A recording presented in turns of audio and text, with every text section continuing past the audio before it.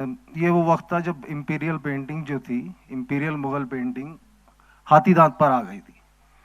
ये हमारे दिल्ली के नेशनल म्यूजियम में है और इसके वर्जन दुनिया भर में जाने कहाँ कहाँ है, ब्रिटिश लाइब्रेरी में।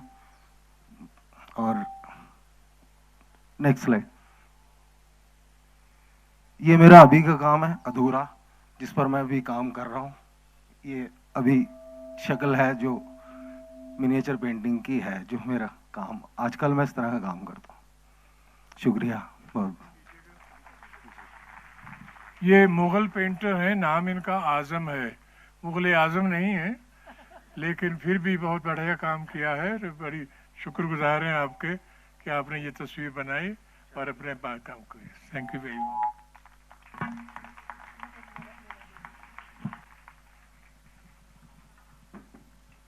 From all of us, a big congratulations and best wishes to Muhammad Azam for carrying on the lineage, which is 350 years old. And before I call upon Rahul to introduce the next session, may the FM people who are present here, they are required urgently to come to the console here, the FM people. And now Rahul will introduce the next session on his father.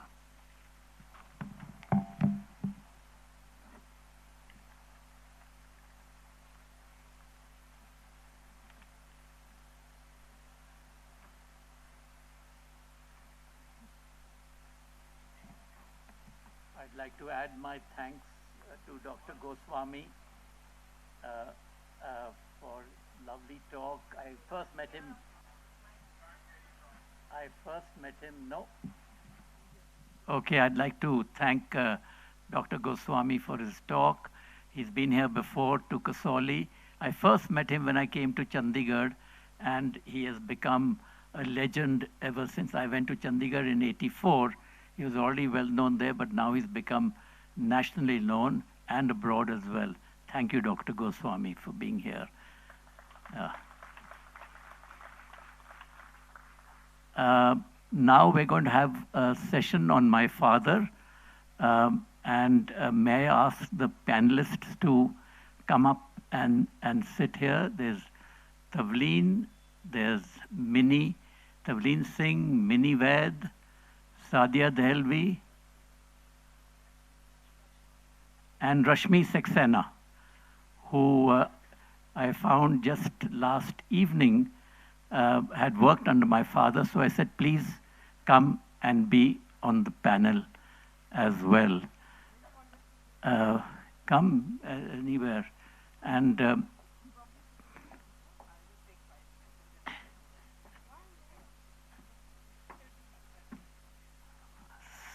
so he sent them back a postcard saying, go to hell. And he never heard from them again. So another important trait of his was the importance of dissent. And he could even be outrageous. And so this next anecdote combines his sense of humor and his outrageousness. And anybody who would come to his house in those days, he would show a letter which was addressed to him and which he says somehow got to him. And on the address was written, Khushwant Singh, Bastard, India. And it arrived, and he says, told everybody, look, this is what the post office even knows who I am. So just for giving you those instances. Now, one of his great concerns and passions was promoting Indo-Pak ties. And unfortunately, because of the poor relations between India and Pakistan, we've not been able to, have Pakistanis coming here for understandable reasons. But I'd just like to read out a poem by a Pakistani, eminent Pakistani, who used to come here and who very readable, and there's a lot of mention about my father. And I just thought I'll read out one passage from that because it deals with my father.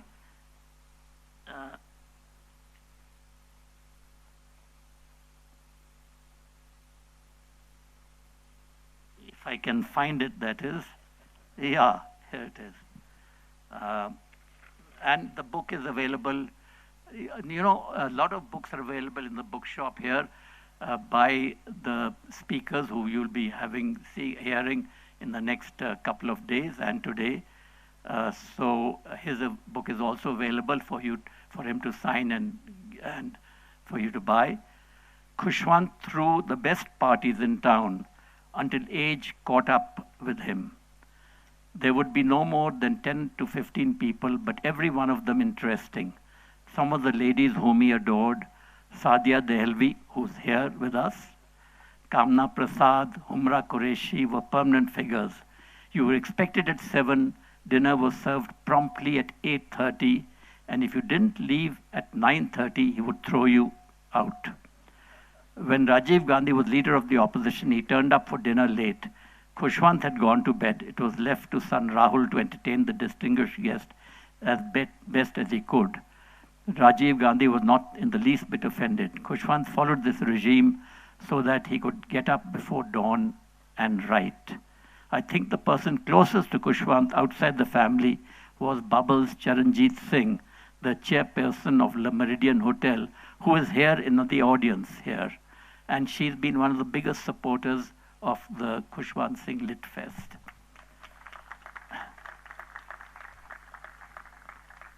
You seldom saw her at the flat in the evenings. She made a point of coming in the morning, quietly and without fuss, usually on Tuesdays, and spend quality time with him. Visitors from abroad remotely connected with literature, arts, or politics would ring Khushwant in the hope of an invitation. It didn't always work. His home was the first port of call of many newly arrived ambassadors. If they were lucky, he would call them over for cocktails, occasionally for dinner. Ambassadors from Pakistan made it a practice to send over a box of mangoes from across the border. You were more likely to bump into V.S. Naipaul in his home than anywhere else in Delhi, despite their opposing viewpoints on the burning issues of the day. Now I'll hand you over to the panel. First, perhaps I could ask Tavleen Singh to talk about him. Now, let me just mention a little bit about Tavleen Singh, which I hadn't planned to do, but when I heard that she was coming, my father was attached to, he read all the religions, though he was an agnostic himself. He was a very proud Sikh, but he was an agnostic. But he hated fundamentalists of all the religions, including his own religion. And Tavleen had the guts, I read it in one of her books, she had the guts to take on Bhindranwale in the Golden Temple and, quote the Sikh scriptures at him and show how wrong he was in what he was saying. And I think when she was leaving, one of Bhindranwale's aides went to her and said, "You are lucky that you have emerged alive out of that. It's only because you're a woman that we let you go." Tavleen, I'll let you start off. After Tavleen, we'll have, I think, Minnie, Rashmi, and then Sadia. Okay, just to clarify, it wasn't just the fact that I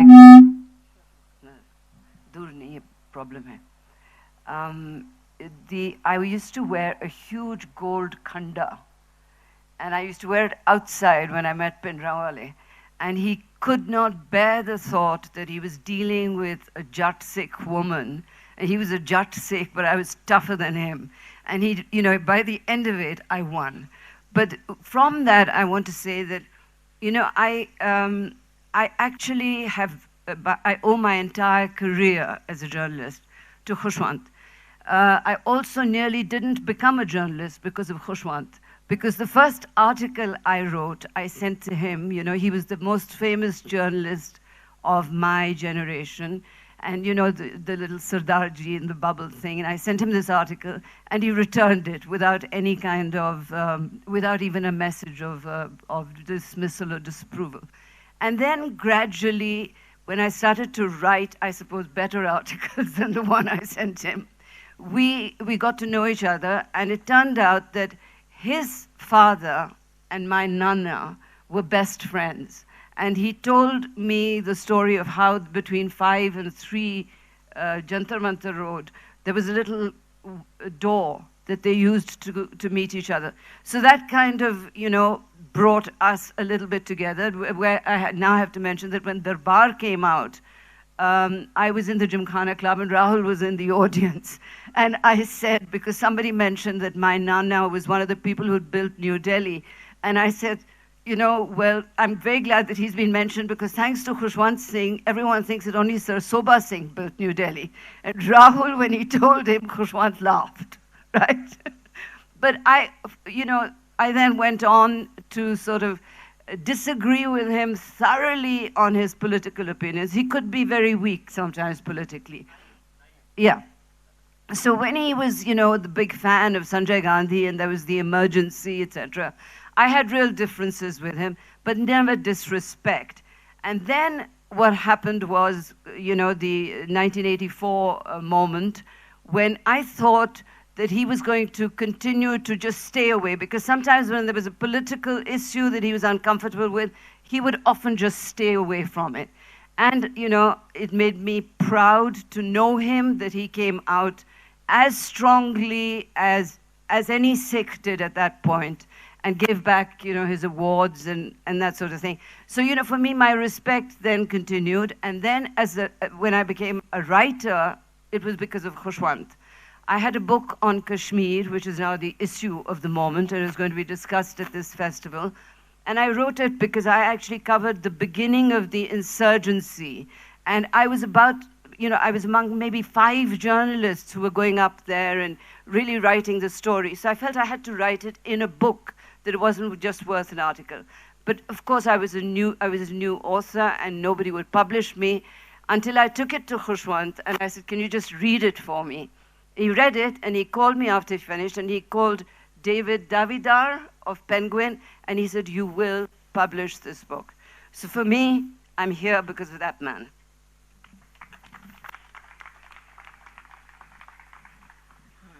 Okay, so I have a similar story about David Davidar. My memories of Khushwant Singh are almost 25 years old. As a rookie reporter, I was covering Punjab for the first time, Punjab insurgency years, for Newstrack.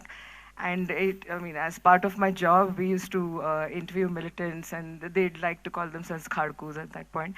And so we had to give their views. And so for the sane, rational perspective, a historical perspective and overview, Khushwant Singh was my go-to man.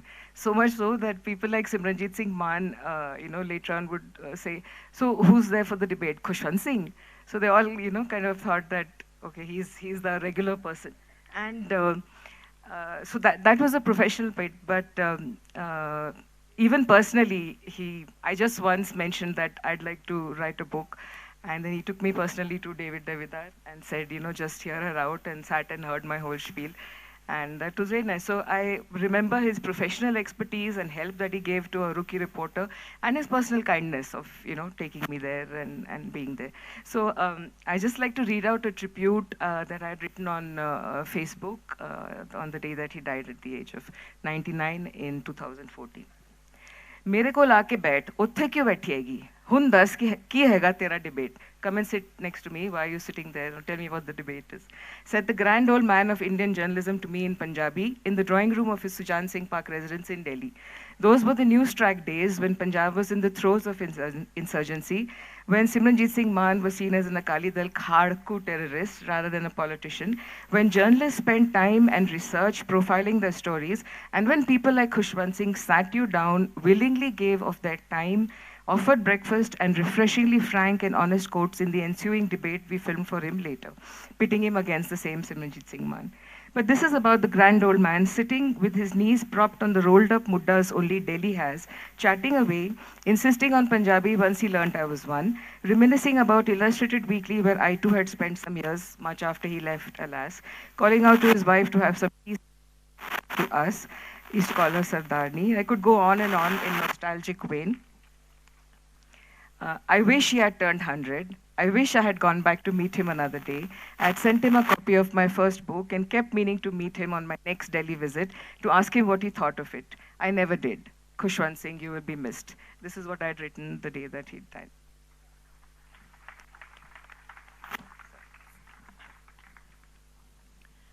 I was just a reporter with Hindustan Times when Khushwant became the editor. The day his name was announced, there was quite a flutter in the office because, you know, we had very, people who I would say had not been very controversial as editors. So everybody in the room, you know, the reporter's room more so than any other place, was saying, now how are we going to deal with Khushwant Singh? Till somebody came and said, he just looked at me and said, why are you people debating this? How is Khushwant Singh going to deal with you? That's the question, you know. So we all said, yes, maybe that's right. And within about, I think he arrived in office the next day, and the peon came to me and said, "Aapko editor saab bula rahe." I almost fainted, you know. I was just a reporter, you know, and I had never met Khushwant Singh earlier. So I looked at the peon and said, "Why is he calling me?" So he said, Khushwant Singh said, editor saab said, go and look around, and wherever there's a woman, you just call her. Now, I was even more petrified. So anyway, I landed up there and knocked and went into his room, which was still, you know, in a state of being, you know, switched over to the next this thing. And he said, Acha, so you're the reporter? I said, yeah. He said, come here, come and sit here and look at this. So I looked up, and on the wall behind his chair, there was this huge painting, and it was a nude. So he said, so what do you think about this? So I said, I didn't know how to really react, actually. So then I said, but you know, Mr. Khushwant Singh, this is what people expect of you. This is what they will expect, that you have this sort of a painting, you know, and there's going to be a meeting tomorrow, which was supposed to be the first editorial meeting. He said, Arre, tab to utaro isko, take it off, take it off. So I said, no, the painting is nice. He said, no, I don't want people to think this is what it should be, and then there'll be no surprise element. You know, so I've realized that I was just a reporter and he didn't care, but my opinion mattered to him, which was, you know, the most important thing in a newspaper office, that the editor was willing to listen to the voice of a person or the views of a person who is junior in the ranks, you know. And then he later told me as I was leaving, what you've told me is very important. One should never do in life what people expect you to do. So I said, but you only live up to your image. This is your image and this is what you've built for yourself and you want to be like that. He later told me, I think about a few months after I'd been there, he said, you know what you told me, I've been thinking about that. And I said, Mr. Khushwant Singh, I'm really flattered that what I told you, you're thinking about it, you know. He said, nahi, main sab ki baat, I listen to everyone, but I do what I feel like, which I really think underlined his personality as I saw it. And then, of course, I moved out and went away to Sri Lanka, and I was reporting there. And when I came back, I didn't have a job. You know, I was still trying to figure out what to do. And I just got a call one day, and one of our common friends said, Mr. Khushwant Singh is saying you returned from Sri Lanka. Why haven't you gone to visit him? So I went to visit him and at Sujan Singh Park. And his first question was, Are, now you just want to sit at home. You don't want to do anything. So I said, man, I'm looking for a job. He said, I'll get you one, just wait. And he called up MJ Akbar, and he learned that day that MJ Akbar had left, and I forget the name of that gentleman who had joined as the editor. Anyway, Subbo. Yeah, sorry. Yeah. So he called him and said, I'm sending Rashmi and you give her a job today, huh? Today, just get her the appointment letter. And I became a correspondent, joined the bureau of Sunday magazine. That's how he was, you know. And once when I came back from Sri Lanka and I asked him, you know, he said, so what are you doing? What is your worry? And, you know, that same day, the day he got me the job, I said, well, my son has to be admitted to school, so I'm running around. He said, "Theek hai, I'll get you a job, I'll get the admission, send him to modern school." And that was it. That was Khushwant Singh as I knew him. And that's how I love to remember him. Thank you.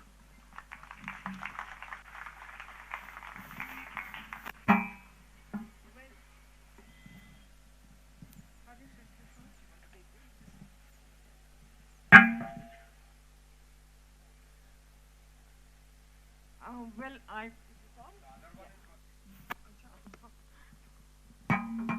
Hello? Yeah, you're right.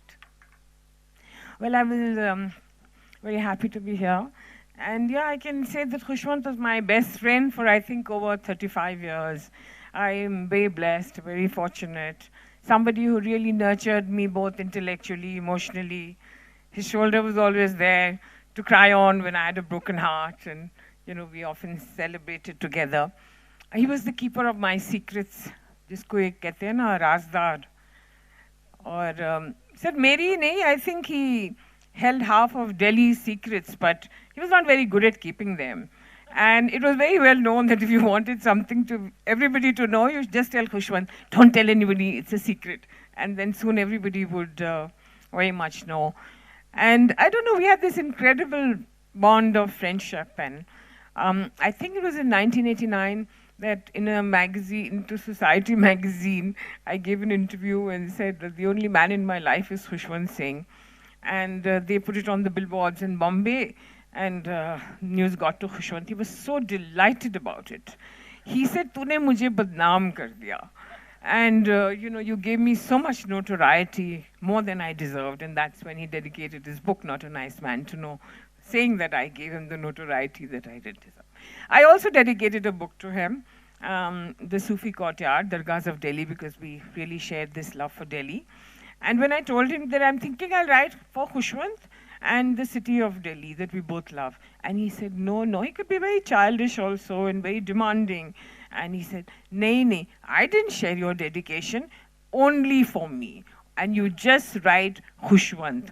Usse na lagta hai ki nazdeek rishta hai. So I wrote that. And so his house really became the window to the world for me. And you met presidents, prime ministers, politicians, journalists, writers, and sometimes very strange people who, you know, ordinary people, some of them claiming that they've had conversations with God, which used to be very fascinated about. And somehow, you know, everybody felt they could trust him.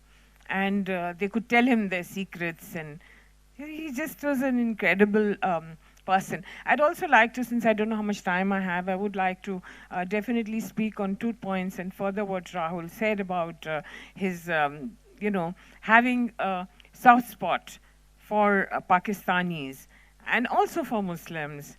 And he had these curtains in his house which says, I think they're still there, Salaam alaikum, wa alaikum salam. And if any Muslim went there, he'd be so proud and show, or, you know, La ilaha illallah written, the Muslim declaration of faith, and, you know, calligraphic pieces he's picked up from various parts of the world. And then he'd say, the food here is halal, you can have it. He'd make them at ease. And he told me that my house is always open for a Muslim, for a Pakistani.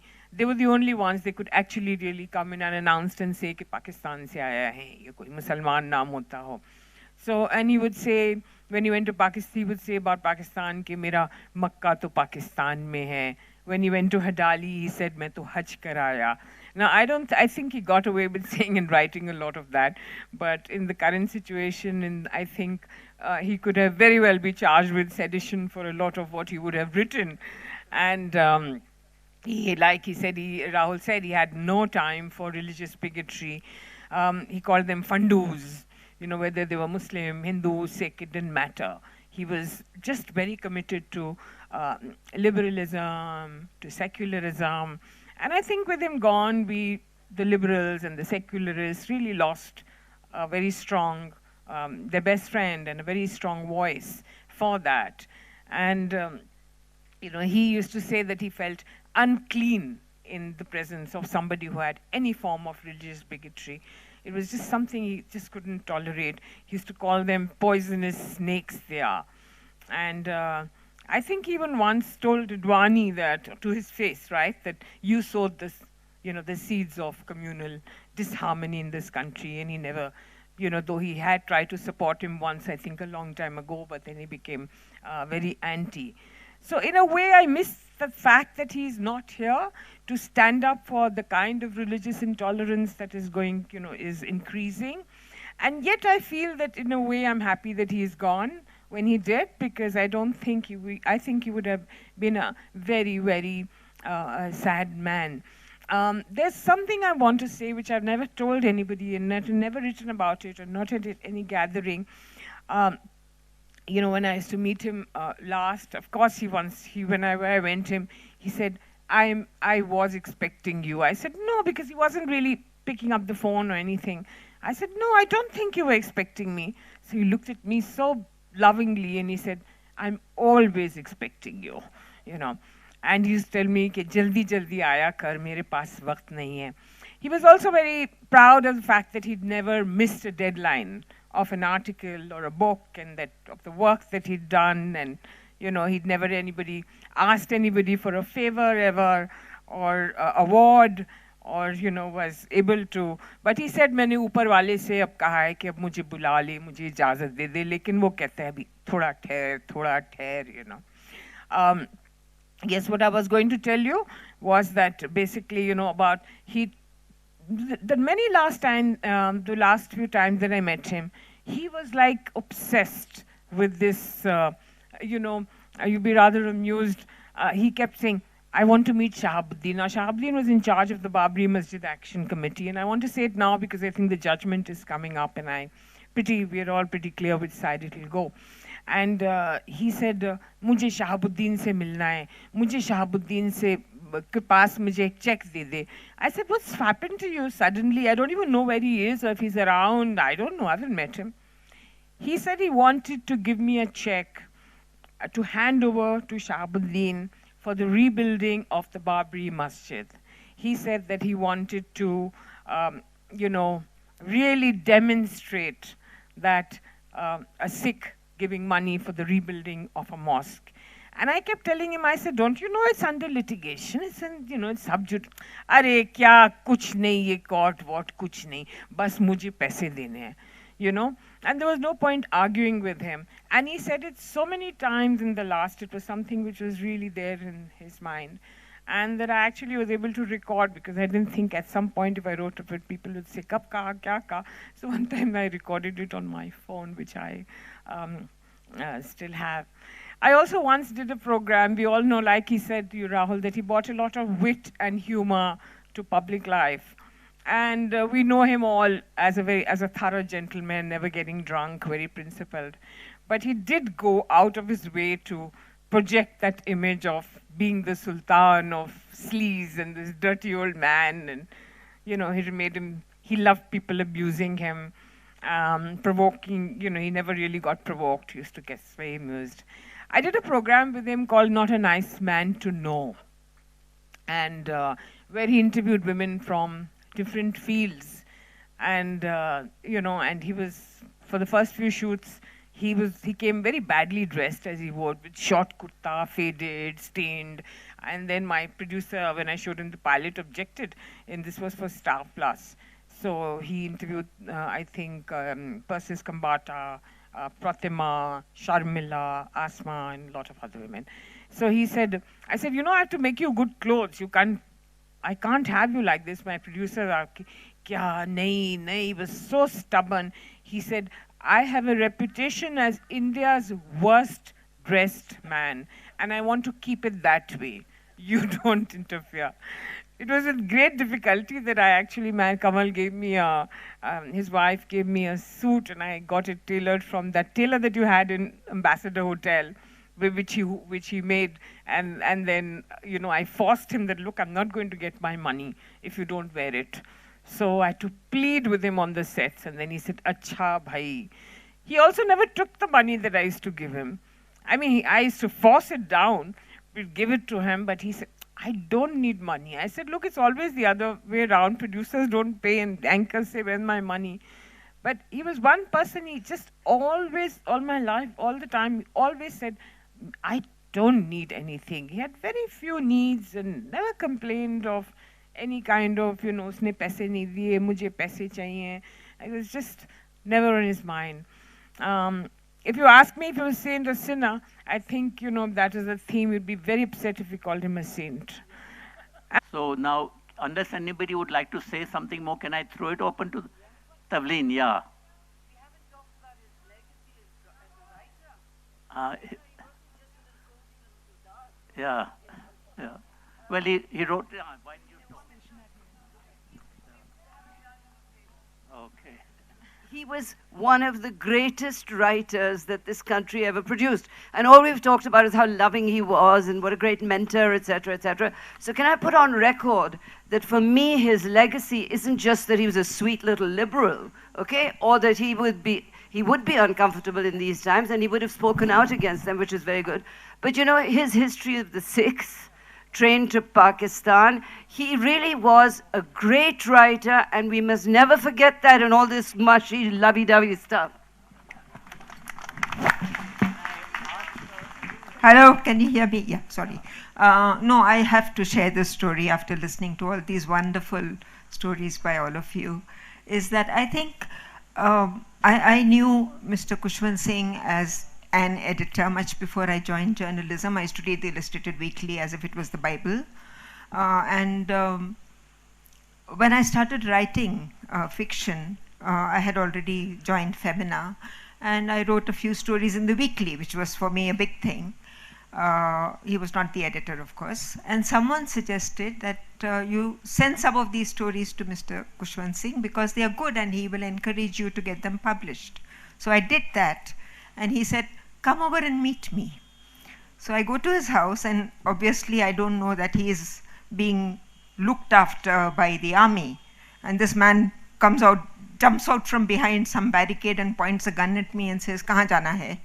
But finally I get through that barricade, I meet him, and he says, "Oh, these are good stories. Leave them with me, I'll read it." Then he says, "Okay," calls me a week later and says, "Go and meet David Davidar, same story." Unfortunately, David didn't like the stories. He said, "Oh, no, nobody reads short stories, so forget it." But the book did get published much later, and I must say that I want to salute Khushwant's editor's eye, because the book is still selling. It's here, copies are here, in its 4th edition, and it worked. But I want really to share a joke that used to do the rounds in the Times of India building, where we had a false ceiling. And very often, when they were doing repairs after the rains, things would crumble. Maybe a piece of the ceiling would fall down. It has fallen in my department when I was there. And there is this story that it happened in the weekly when Mr. Singh was there, and not only did a piece of the ceiling fall, but a man descended on his table.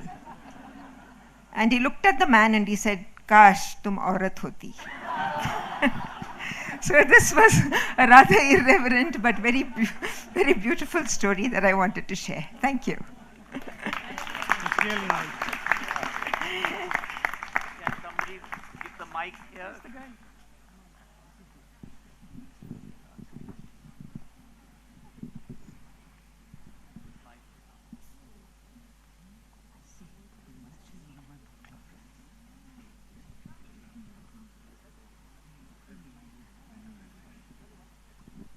A very good morning to all of you. You see all the women in the panel and all women talking about him, so you know he was a women lover.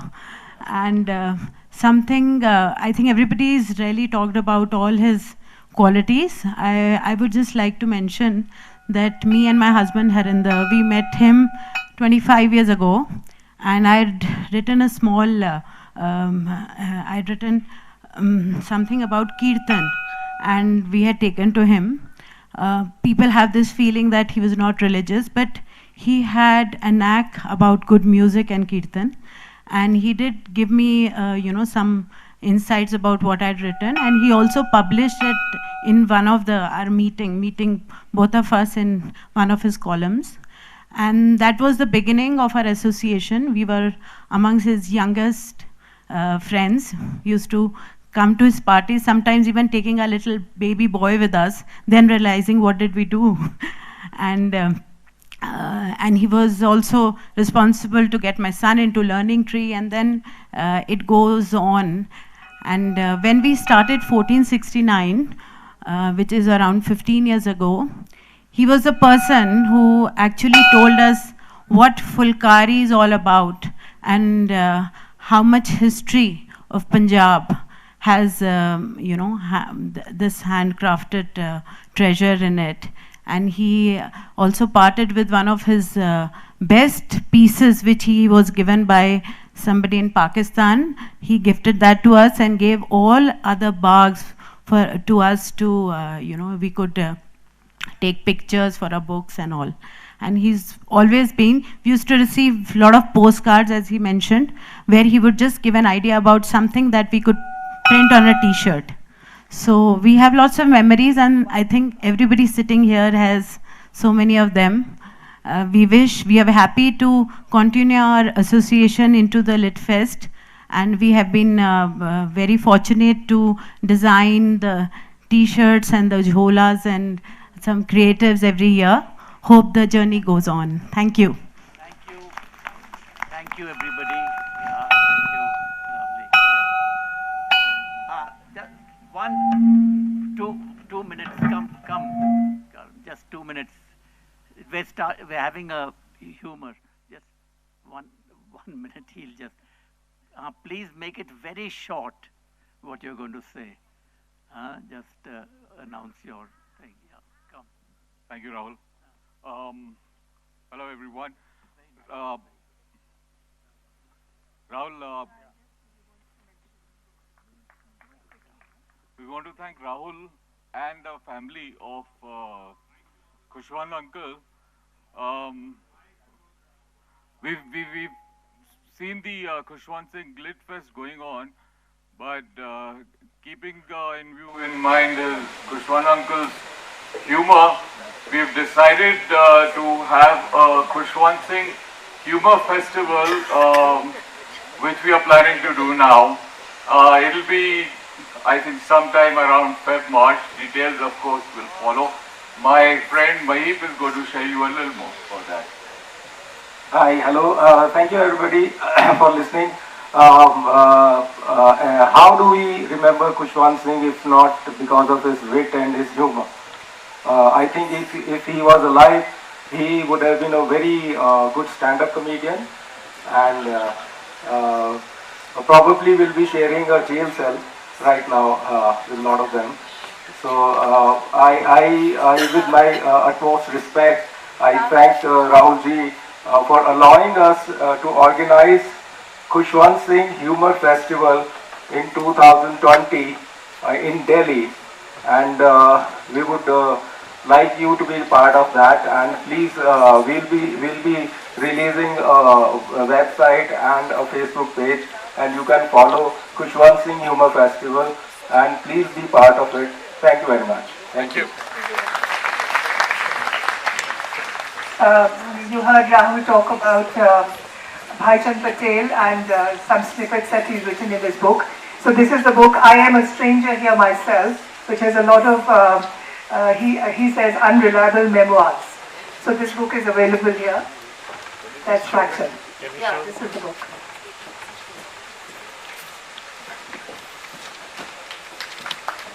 So ladies and gentlemen, Khushwant Singh, should we salute him as patron saint to budding writers and journalists, or a sinner and not a nice man to know? This is something we can go on debating endlessly. But what is without doubt and beyond debate is that his family had a stellar role to play in the look and feel of New Delhi as we know it. When the British shifted capital from Calcutta to Delhi, they contracted the building of much of Lutyens' Delhi to the grandfather and father of Khushwant Singh, Sujan Singh and his son Sobha Singh. The legacy continues from the builders of Delhi to Kushwant Singh, who too built up Delhi's heritage in a more intangible manner, the wordsmith whose daily columns everyone woke up to. Let us now get into the intricacies of Delhi's structure, its growth from the times of Tomar Rajputs in the 12th century to Mughals and the British period. I invite Swapna Little, who has covered it all in her book, Connaught Place and the Makings of New Delhi, and her other book, Chandni Chowk, the Mughal City of Old Delhi. And joining Swapna is Giles Tilotsav, who gave us Delhi Darshan, the history of monuments of India's capital. Please come on the stage.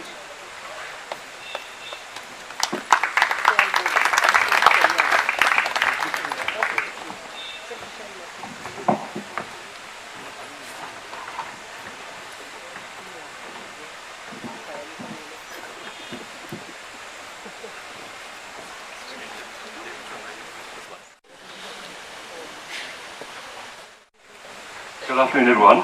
A big thank you to Rahul and Nilofer for inviting us both to participate in this. They've done, as you know,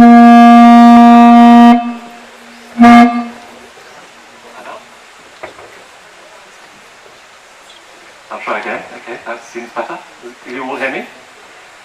Well, as you just heard, Swapna Little and I, my friend Swapna and I, have both written books on Delhi recently, and of course our passion for that city is something that we shared with Kushwant Singh, though I've never had the privilege of meeting him.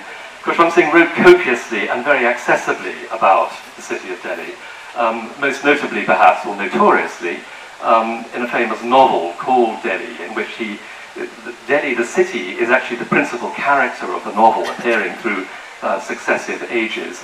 And if you wanted an accessible history of the city, I don't think I could recommend a better book than that one. But he wrote many other things about Delhi too, including the text of a photographic portrait that he shared with the great photographer Raghu Rai. Now, we had thought, when we were invited to participate in this, that we each had rather important things to tell you about Shah Jahanabad, but then we were given the title of our presentation from Sujan Singh to Kushwant Singh, and so we thought we'd be true to the brief. So we're going to have to take for granted that you know all about Delhi from its foundation under the Tomars up until the beginning of the 20th century. And we're really going to both talk about the 20th century, two different phases. I'm going to let Swapna go first, because she's going to talk more about the founding of New Delhi, and then I will talk about a particular period in its later history, which I think is also significant for Kushwant Singh. Thank you, Giles, and thank you so much to the organizers of this, especially Rahul and Nilofer, for inviting me here, and this wonderful audience. It's such a pleasure to be here. I think, listening to what was being shared about Kushwant Singh in the previous sessions, I'd like to just start with this interesting, it occurred to me that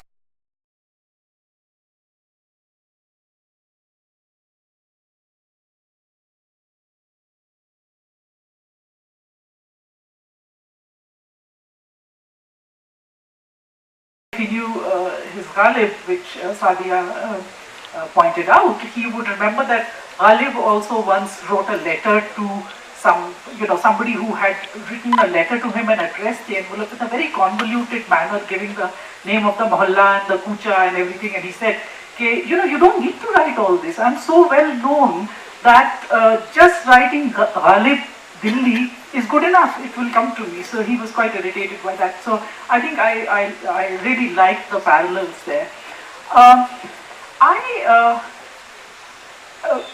One of the things I remember much before I wrote this book was a talk that Kushwant gave in his inimitable style.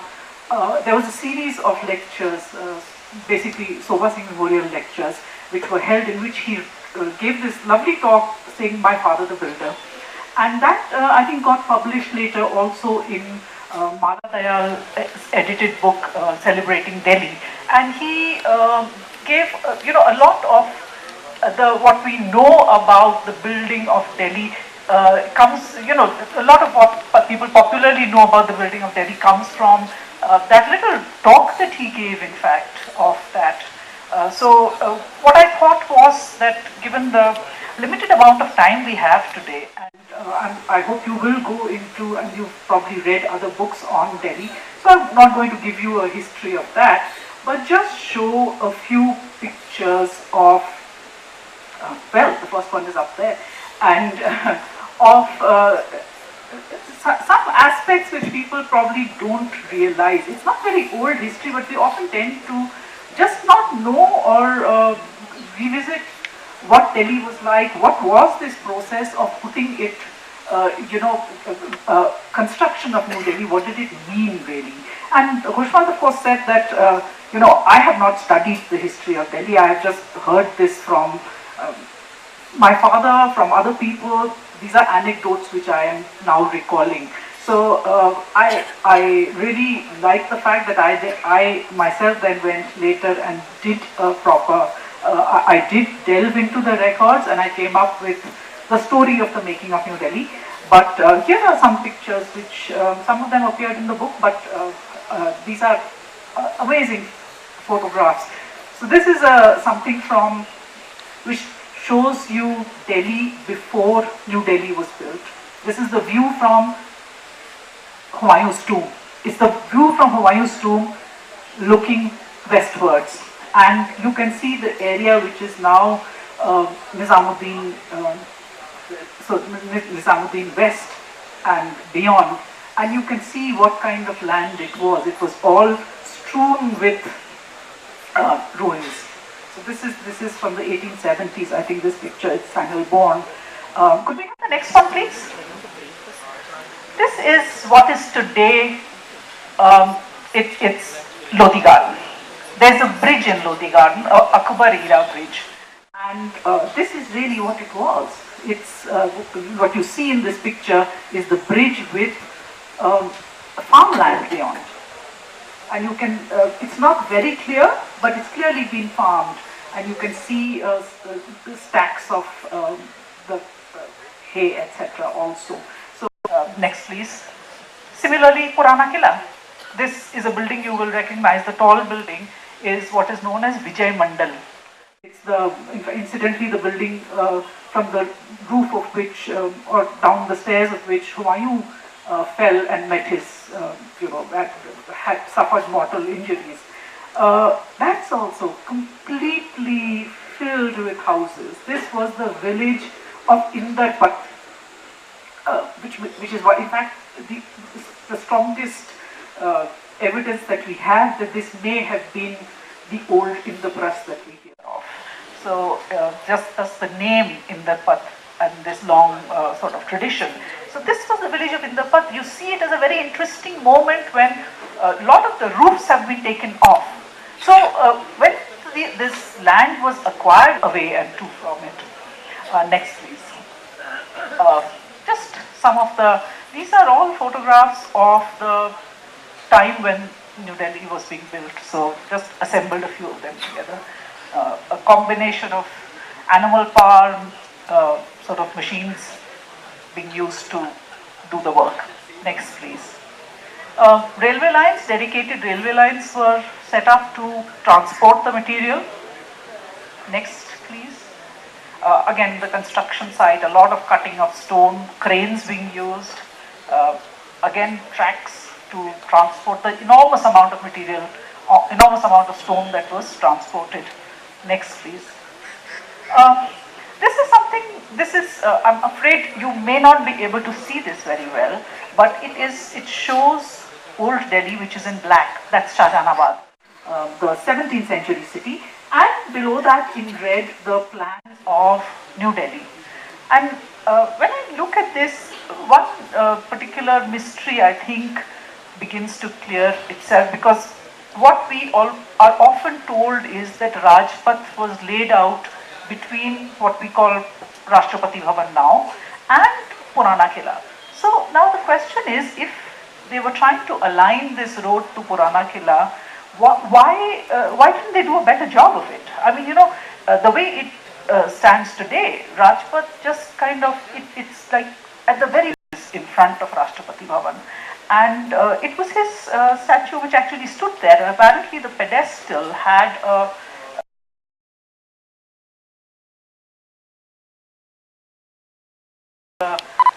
you know, to the great contribution of Harding, because again, this is something that, you know, I don't have enough time to go into that.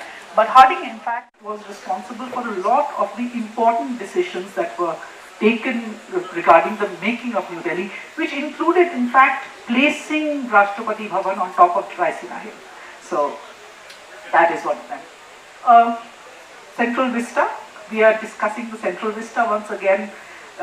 You know, all of us probably are aware of recent plans that have been announced to redevelop, to re-landscape. We have to wait and see what happens here, but I thought this picture kind of really evokes that what Central Vista is all about. It is a vista. It's a big open, and this is of course early on in its career when the trees were much smaller. But and it is, in many ways it is still quite unchanged, and it remains to be seen to what extent we can keep it unchanged. Next, please. India Gate, with the first Republic Day celebrations happening. So early in the morning, the President visiting the memorial there. So all of these, of course, the buildings, including the Memorial Arch, have all been reconfigured for Indian use. It's now the said capital of an independent nation, and these have been put to new uses or related uses. Next, please. Again, I thought this is probably a memory that few would have. The Republic Day parade passing through Connaught Place. This is, I think, 56, or maybe a little earlier, might be 52 actually. But it's the Republic Day parade going through Connaught Place. Next, please. And this is something that... the decade of the 1980s, because I've always made it a point in writing about architectural history to make the point that architectural history doesn't end. You know, we still produce buildings, we still produce really quite fine ones in some cases. And I think that the 1980s was a particularly exciting era, especially in Delhi, across much of India, but especially in Delhi. And it's a happy coincidence that it was also the decade in which Khushwant Singh published his novel, Delhi. So on that thin thread, I shall hang this discussion of the 1980s and try to persuade you that it is a decade worth looking at. But I need to start by stepping back a bit and saying what happened immediately after independence is you've got buildings indeed like the Supreme Court, designed by Lalika, which, as Swapna suggested, is a very bit backward looking in a sense. I think they're happy to pick up the threads where Lutyens left off and to try to do a slightly kind of updated version of the Lutyens New Delhi idiom. And in other buildings like the great Ashok Hotel in Chanakyapuri, it's even more historicist. It's looking back to the approach of the Indo-Saracenic movement at the end of the 19th century, where you have scrupulously copied historical forms worked into the modern design. Temple architecture is going on its own trajectory. It's saying, of course, that's the Lakshmi Narayan, so-called famous Birla temple of Mandir Marg, also from the 1950s. It's again very historicist, albeit with a changing technology. So that's the situation up until the mid-50s, and then everything changes because something that happens outside of Delhi, Chandigarh. You have this great beacon of modernism coming and building on the site. We've lost it somehow. There it is. This is the Secretariat and part of the High Court in Chandigarh. Unless you're an architectural historian or an architect, it's difficult to convey the extraordinary impact that this had on a whole generation of Indian architects. They were suddenly shown what modernism should look like. And many of them worked closely with Le Corbusier while he was here, or indeed, in some cases, even in Paris. So what you get after Chandigarh in Delhi, next one please, is a whole succession of architects who simply adopt the Le Corbusian mode, and they start to produce an entirely new imagery of architecture. So this was originally Akbar Hotel, it's now a university. These are both designed by Shivnath Prasad, and Tibet House. supposedly representing the Tibetan diaspora culture in Delhi. There's not a thing that's Tibetan about it. It's entirely a modernist, Le Corbusian, brutalist design. Next. So there are many, many others. So this is the Oberoi Hotel, which I think is a rather successful example of international modernism, and Ratan Singh's Nehru Place, which is perhaps rather less successful. Very much of that has to do with its use. But so if you knew Delhi, at that time or subsequently, these buildings that are very, very, very familiar. Next. Le Corbusier wasn't the only person to have an impact. The other was the American architect Louis Kahn, who was, of course, invited to design the Indian Institute of Management in Ahmedabad, and that had a similar effect, rather interesting one. So that is Ahmedabad. This, believe it or not, below, which looks almost exactly the same, as though it's a photograph of the same building, this is the extension to Modern School, designed by Jasbir and Rosemary Sachdev. And obviously they've seen the images of the Indian Institute of Management, and you get a similar kind of pastiche now of Louis Kahn rather than of Le Corbusier. Next.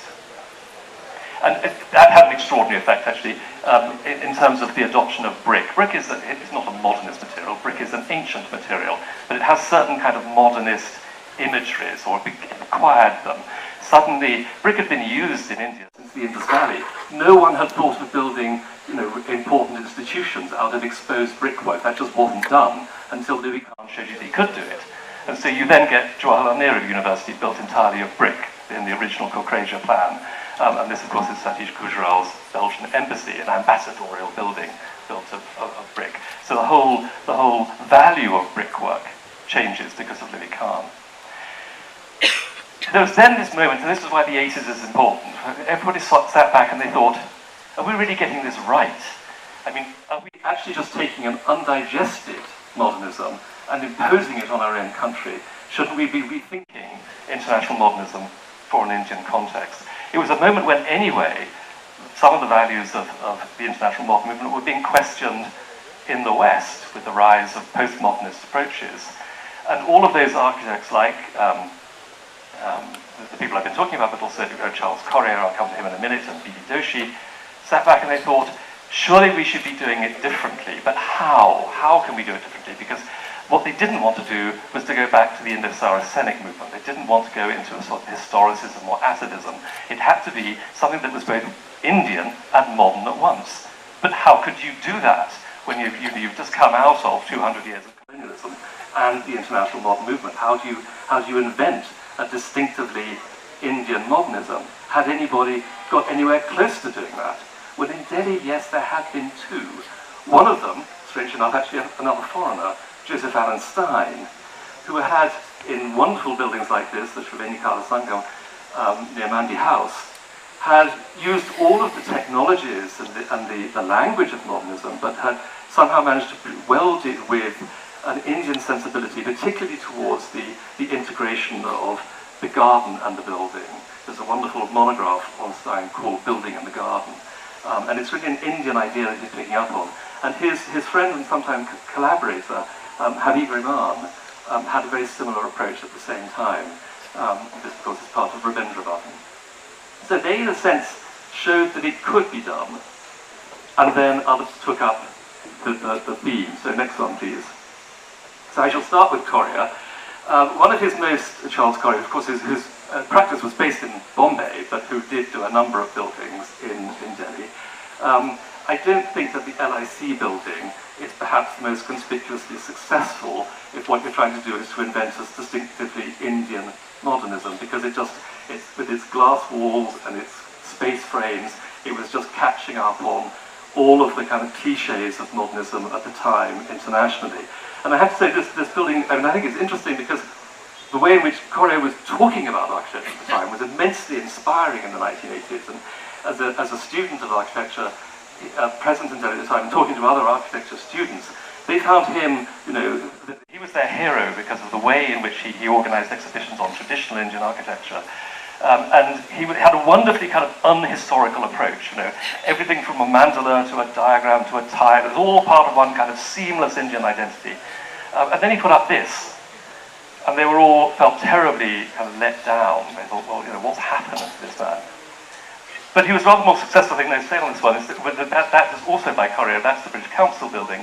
A little bit Le Corbusier perhaps in the front, though softened by the mural by Howard Hodgkin. But look at the back, the courtyard, and suddenly we get a whole new language of modernism, a whole new approach, where you can actually see there are connections with Mughal architecture, with the courtyard approach of Mughal architecture, and the kind of materials that it used, the filtering of light that it used.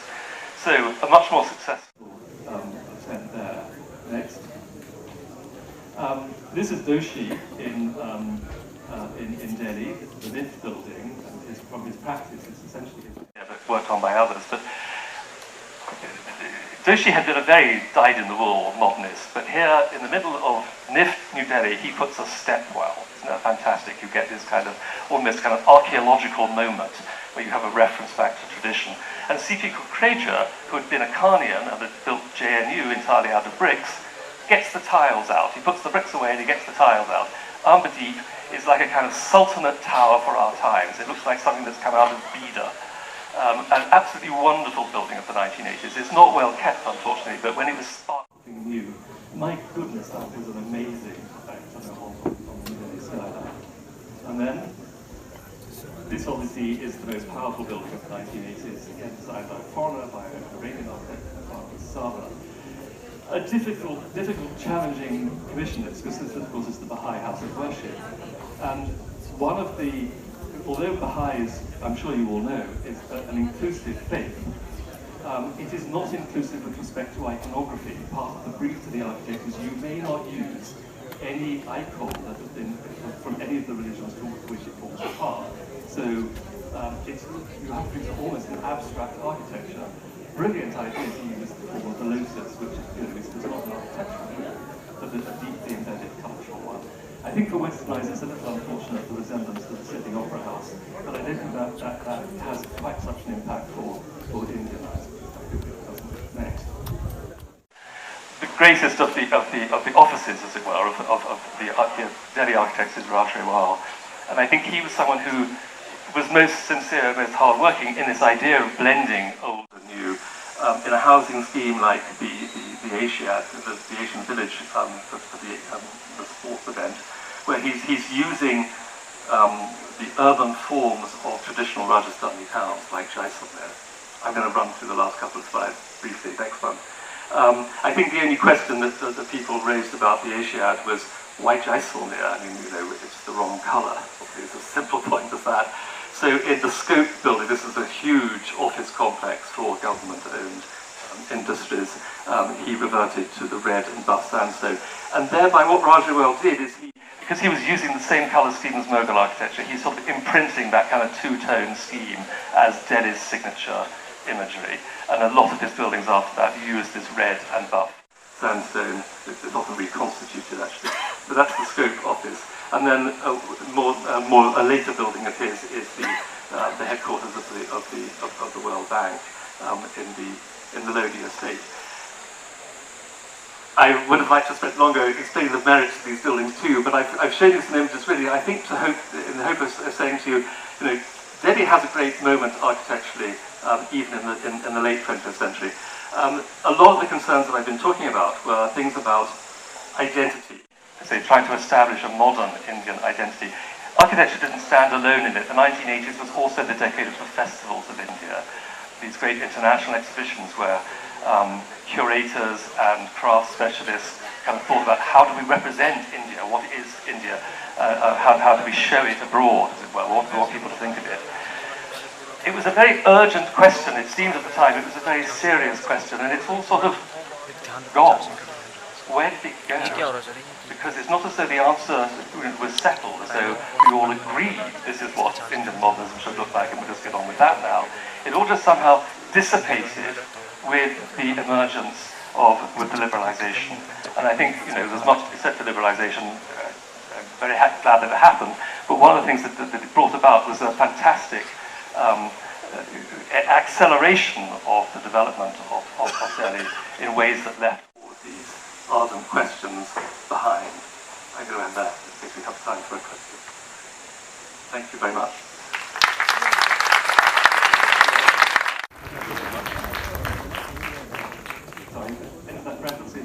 got 5 minutes for questions in case somebody has, for either of us.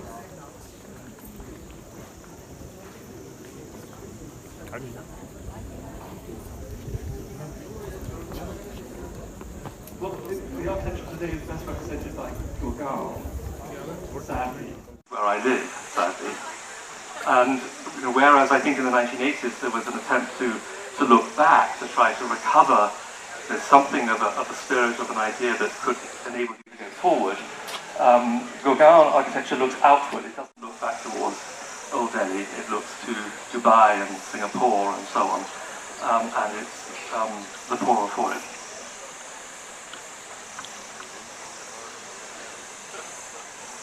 Do we have a...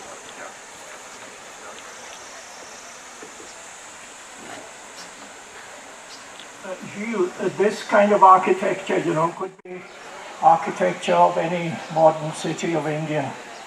But in the context of a new politics new evolving politics of Delhi, which is more democratized and which might celebrate eventually the indigenous cultures, what sort of architecture could celebrate, let's say, Prithviraj Chauhan, the last ruler of the last indigenous ruler of Delhi, or Hayden? What sort of architecture could celebrate these figures, rather than, of course, the modern emerging architecture which could be found in any city of India or the world? So that's my question. We don't have very much from Prithviraj except some walls and, of course, the columns of temples we used in the course of Islam. And I don't think anyone would recommend going back to, a sort of atavistic temple architecture as an inspiration for the kind of new buildings that we need, the new kinds of buildings that we need. I think one of the interesting things about Delhi's architecture is the way in which architecture of different dynasties refer back to each other, so that you get a much more mixed kind of approach to buildings. There aren't, as it were, very distinct traditions. Would you agree with that? I think that the best answer is the work of Raj Rewal. I showed a few of his things. I think something like Parliament Building draws on a great range of historic traditions, and yet it's distinctively modern. So I'd like there to be more of that, but there doesn't seem to be many other architects working in that idiom. In the sense that when people write of Delhi, they either write of British Delhi and the architecture or Mughal Delhi. But these are just the imperial aspects of Delhi. What about, the indigenous Delhi is hardly ever written about. That's my point. I wouldn't like to make those kind of distinctions between what is indigenous and what is imperial, because that is a whole new, to me, the Mughals are as indigenous as anybody else. They are an Indian dynasty. So anyhow, those are questions but I would agree with Charles that the architecture that we see, it's an evolution of an Indian style that is happening in Delhi. We are seeing this happening. Of course, there are breaks and sort of important conjunctions like that, but it is therefore we have to find a way forward and decide what we want to take forward from that.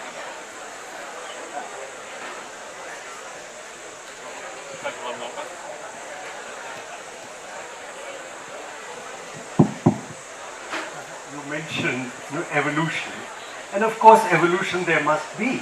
Why must we slavishly follow what happened 100, 200, 300 years ago? We're talking of red sandstone, we are talking of beige, and we are talking of... In those days, materials that we have today were not available. We did not have air conditioning. Why should we not take advantage of what is available today, make it attractive? Let's move forward. Why do we continue to look backwards? And you see, Delhi today can evolve, in whichever way that the modern life and modern materials permit it. So now, you see, Corbusier did it 50 years ago, or 60, 70 years now, and look, what a beautiful city he made. Why did he not, if that was so, then he'd go back to the sandstone and not use brick, as he did. It's a matter of balance, really. I'm not advocating going backwards, but looking back to go forward. It's a question of having a sense of identity, or indeed of not producing cities that, as the previous speaker said, question has said, could be anywhere, buildings that could be anywhere in the world. I think it's by drawing inspiration from the past that you can forge a distinctive idiom for the future. That would be my prescription. Yes, I think we are out of time on this one. Thank you very much. Look forward to